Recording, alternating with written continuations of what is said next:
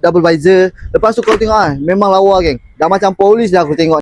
Okay, hai, assalamualaikum semua. Konnichiwa. Okay korang, kebanyakan ramai yang DM Mirul, tanya Mirul, bang ada ke helmet yang boleh flip up sampai ke belakang tu? Ni geng, Mirul nak beritahu korang, kita baru je stok, baru sampai. Kita bawa korang MHR. Macam korang tahu sebelum ni MHR ni dia keluarkan yang boleh flip separuh je. Tapi untuk yang terbaru ni, paling latest, dia boleh flip back. Nampak?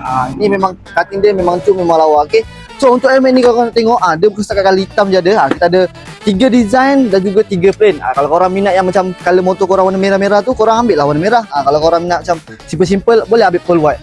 Okay, so untuk sesuai orang yang pakai helmet ni, tu yang macam mana? Contohlah kalau korang naik skuter ke, atau naik sport bike ke, ataupun abang-abang yang naik touring tu pun boleh pakai.